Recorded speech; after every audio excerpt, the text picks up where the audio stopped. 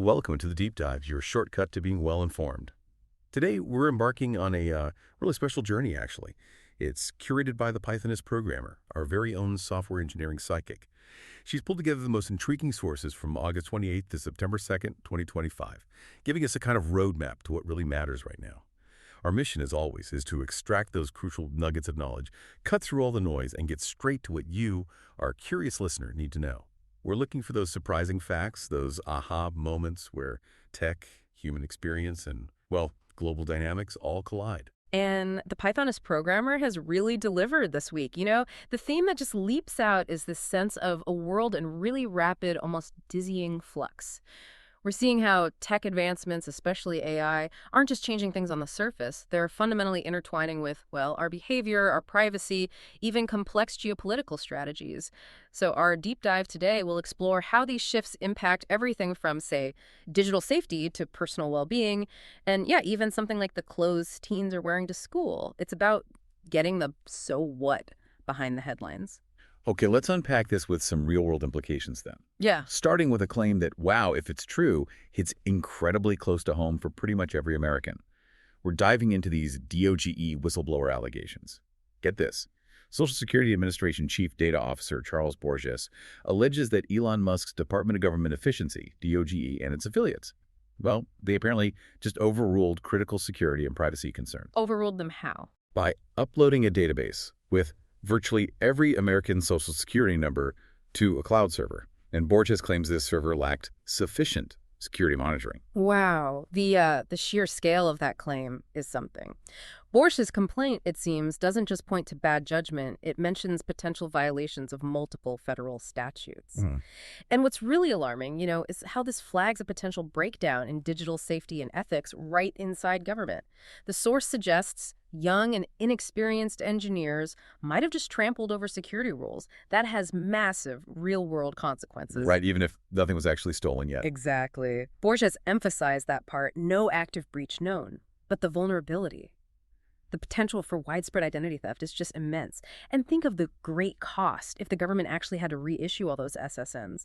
It really hammers home that robust digital security just isn't negotiable, especially with data that sensitive. So that's a pretty chilling look at potential government data vulnerabilities, a major digital safety and ethics flag.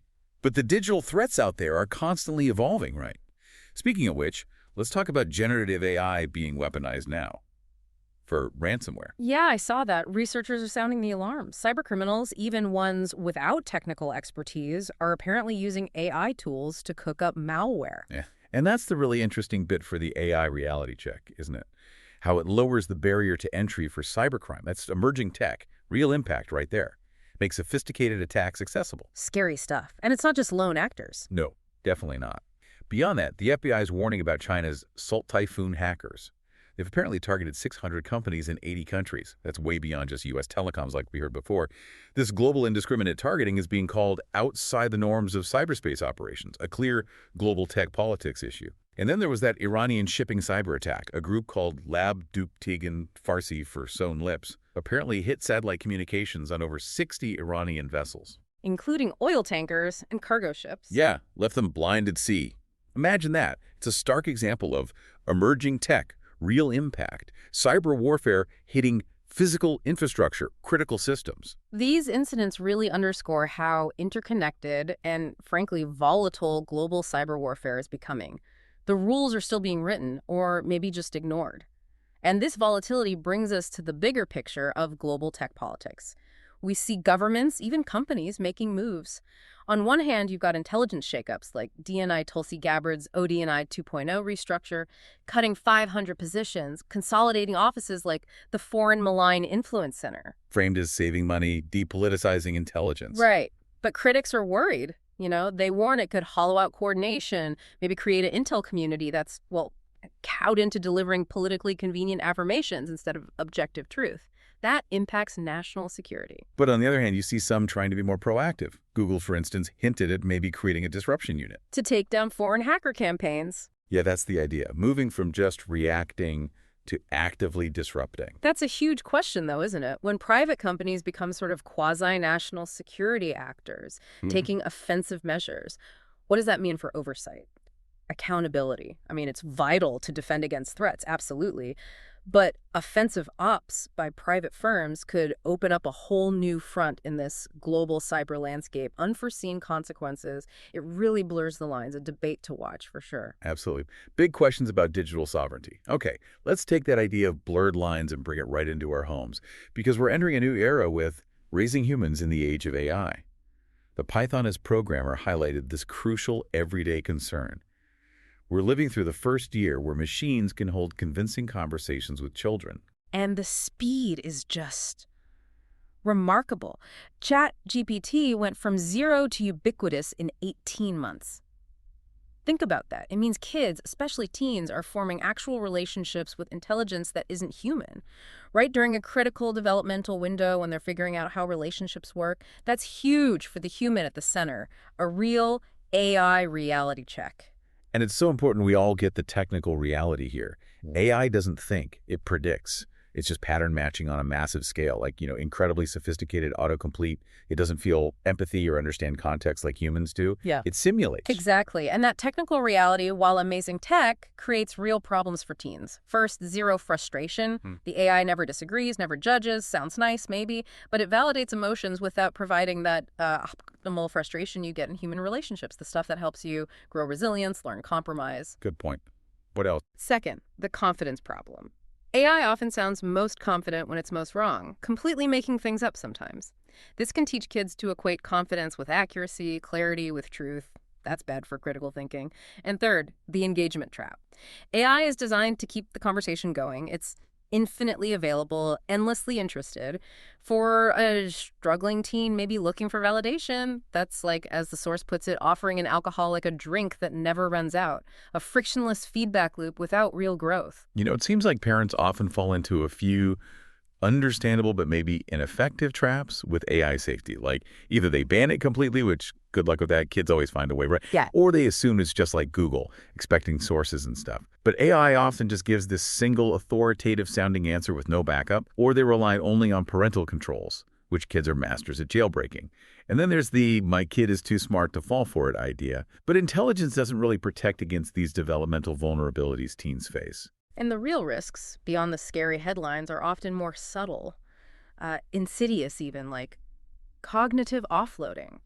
Think of it like using GPS for every single trip, even routes you know. You get there, sure, but you never really learn the way yourself. AI can become that crutch. Kids skip the mental push-ups for writing, for problem solving. It erodes skills slowly. That makes sense. Then there's reality calibration. AI is so accommodating, always agreeable. But real human relationships, they're messy, ambiguous. They fall short of that AI perfection. That can lead to disappointment, which feeds the validation feedback loop. AI just reinforces intense emotions without helping regulate them. An echo chamber. And lastly, social skill atrophy. AI chat is frictionless. It doesn't teach you how to handle awkwardness, misunderstandings, nonverbal cues, all crucial human skills. So the sources draw a pretty clear line on when AI helps versus when it harms. Good use cases seem to be things like brainstorming, language learning, coding help, accessibility support, even research synthesis, but as a starting point, right? Not the final word. Right. Critical evaluation is key. But the terrible use cases, things like emotional processing, making big decisions, resolving conflicts, figuring out your identity, genuine creative expression, the pattern seems clear. AI helps when it enhances human capability. It harms when it replaces human experience. That's a great summary. So to navigate this, we need practical boundaries that actually work. Not prohibition, but teaching critical use. Like the show your work rule, be transparent about using AI. The human first protocol, talk to a person about feelings. The citation needed, standard verify AI claims. Understand its limits. The time boxing approach, set limits on use. And the purpose declaration, use it intentionally, not just mindless chatting. And parents, educators, we all need to watch for warning signs. Yellow flags might be subtle. Preferring AI to human interaction, maybe emotional dependency. Red flags are more serious, like using AI for a crisis consultation on mental health or complete withdrawal from human relationships. And the intervention isn't punishment. It has to be about addressing the need behind behavior, not just the symptom, and crucially, increasing real human connection. Which brings us to the school problem. Because honestly, a lot of teachers are just as confused as parents here. The homework dilemma isn't about banning AI. It's guiding kids to use it to learn, not just to avoid learning. And when kids say everyone else is using it, the answer needs to be teaching superior AI literacy, how to use it more thoughtfully, more critically than everyone else. Exactly. Which leads to the long game question. How do we prepare kids for an AI future? Fundamentally, it's about building resilience, developing those irreplaceable human capabilities. Creativity, critical thinking, emotional intelligence, and above all, maintaining genuine human connection. Because, as one source beautifully put it, the greatest risk of AI isn't that it will harm our kids directly, it's that it will come between us. Keeping the human at the center is everything. Wow, that's powerful. A really essential reminder. Okay, shifting gears slightly, let's look at how our digital autonomy is being reshaped, starting with a subtle but pretty significant change in AI policy. The Pythoness Programmer flagged this as the default trap. Anthropic, makers of the AI Claude. They quietly flipped a switch for consumer users. Your conversations are now automatically training data unless you actively say no. Actively opt out, you mean? Right, opt out, not opt in. And that data can be kept for up to 5 years. What's really revealing there is how it shows the nature of these platforms, doesn't it? The terms can just fundamentally change while you're using them, and the source notes that business and enterprise customers are completely shielded from this, a very different value exchange going on. So consumer data is the fuel. Pretty good advice. Okay, connecting this to broader data and online interaction issues. We need to talk about age verification laws. Age verification could upend everything online, potentially. We're seeing these laws pop up in 24 U.S. states now, plus the UK, requiring ID to view sexually explicit material. And the emerging tech, real impact is immediate. Porn star Siri Dahl reported an absolutely massive drop in traffic, something like 30% less money this year. That directly hits creators and platform brand stewardship and visibility for places like OnlyFans or Pornhub. Yeah, the complexities here are intense, hitting both global tech politics and digital safety and ethics. Legislators frame it as protecting minors, obviously, but critics raise huge flags about privacy infringement, free speech, even pushing a kind of puritanical version of America. Okay. Then you have things like Project 2025, that right-wing blueprint. They apparently see these laws as a sort of backdoor to a federal porn ban, aiming for a culture that values babies. It shows how political agendas can really shape the digital space. And critics push back hard, right? Arguing the real issue is poor sex education. That's a major counter-argument, yeah. That these laws are treating a symptom, not the root cause, which might be America's poor sexual education. Yeah. And we have to talk about the unintended consequences. These laws seem to be driving users towards bad faith websites that illegally host free content. Which actually makes things worse. Potentially, yes. Exacerbating problems like revenge porn and deepfakes. The stats are grim. Over 90% of deepfake videos online were of porn, and the majority were non-consensual deepfakes of women. That's a massive digital safety and ethics issue, amplified by AI's emerging tech real impact. Yeah. It also risks, total devastation for independent porn platforms and sex workers, like Natasha Dreams mentioned in one source who found autonomy there, pushing them back into riskier situations potentially. It's a mess with no easy answers. Definitely a delicate balance. Okay, one more shift impacting commerce. The duty-free loophole is closing. Yeah. The U.S. administration issued an executive order suspending the de minimis import exemption for all countries. So those small packages you used to get from overseas, regardless of value, often duty-free, not anymore. They'll face a duty maybe 10 to 50% of the item's value, or even a flat fee like $80 to $200. Ouch. That connects straight to global tech politics, doesn't it? Being framed as the latest push in President Trump's global trade war, and the emerging tech, real impact. It'll ripple through supply chains, hit independent sellers, hard-think Etsy, eBay, and international postal services too. Ultimately, those sellers either have to eat the costs or pass them along to the consumer. So for you, the listener, it likely means higher prices on certain imported goods bought online. And analysts think this mostly hits impulse buying, not essentials, leading to that trivially obvious suggestion from some commentators, just buy less things. A stark reflection of trade policy hitting our wallets. Okay, let's shift gears completely now to something deeply personal, potentially empowering.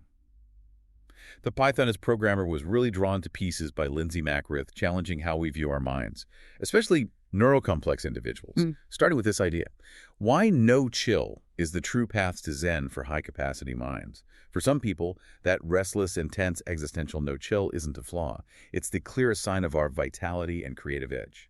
Yeah, if you connect that to the bigger picture of neurocomplexity and burnout, it's about rejecting this one-size-fits-all idea of calm. For many neurocomplex folks, trying to be chill feels less like self-care and more like slow spiritual suffocation. It's about leaning into your authentic energy, not fighting it, finding peace in the intensity, maybe. Which ties right into this core message.